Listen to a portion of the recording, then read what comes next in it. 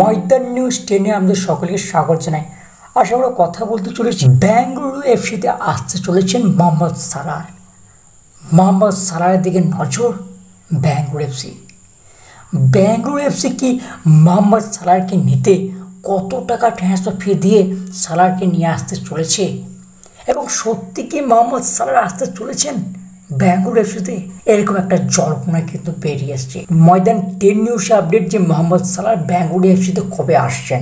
তো video skip না করে পুরো দেখুন সমস্ত আপডেট পাওয়ার জন্য।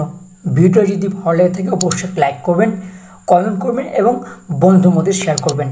চ্যানেল যদি নতুন আসতেন চ্যানেলটি সাবস্ক্রাইব করে পাশে থেকে বেল আইকনটি টিংটং করবেন।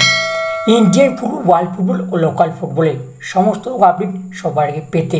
তো চলো বন্ধু, আজ বেশি কিছু কথা বাড়াচ্ছি না, সরাসরি মেন টপিকে বা মেইন আলোচনায় যাওয়া যাক। ফুটবল সিজনে একেবারে হতশ্রী পারফরমেন্স থেকেছে বেঙ্গালুরু এফসি।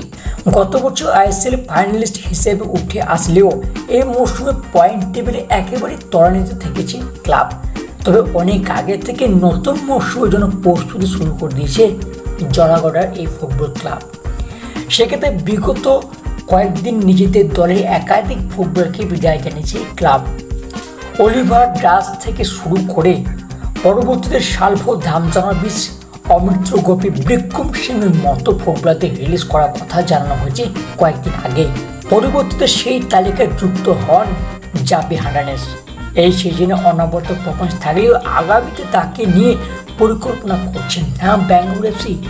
সেজন্য তাকে নিতে চাইছে নতুন দল পাঞ্জাব এফসি। মূলত দালালের বিকল্প হিসেবে এই তারকাকে নিতে পারে এই ক্লাব। অন্যদিকে এবার এক ভারতীয় লেফট ব্যাকের দিকে নজর গেছে বেঙ্গালুরু এফসি। তিনি হচ্ছেন মোহাম্মদ সালাহ। মোহাম্মদ সালাহ কোনো বিদেশি খেলোয়াড় নয়। এই ফুটবল সিজনে পাঞ্জাব এফসির সঙ্গে চুক্তিবদ্ধ ছিলেন বছর 19-এ এই ফুটবলার। ডুরান্ড কাপের পাশাপাশি ইন্ডিয়ান সুপার লিগেও খেলেছেন একাধিক ম্যাচ। যখনই সুযোগ পেয়েছেন নিজের সেরাটা দেওয়ার চেষ্টা করেছেন সব সময়। এই মাসের শেষেই তার চুক্তি শেষ হচ্ছে পাঞ্জাবের। সমস্ত কিছু বিবেচনা করে নতুন সিজনের জন্য তাকে দল নিতে চাইছে বেঙ্গালুরু এফসি। যতদূর এই মুহূর্তের খবর, আগামী কয়েক সপ্তাহের মধ্যে ঘোষণা করা হতে পারে এই যোগদানের কথা। তো ময়দান 10 নিউজ আপডেট এইটুকু থাক। পরবর্তী আপডেট বেরিয়ে অবশ্যই তোমাদের শেয়ার করবো। তো ভিডিও এখানে শেষ করছি, দেখা হবে পরের এপিসোডে। ততক্ষণের জন্য ভালো থাকবেন, সুস্থ থাকবেন, টাটা।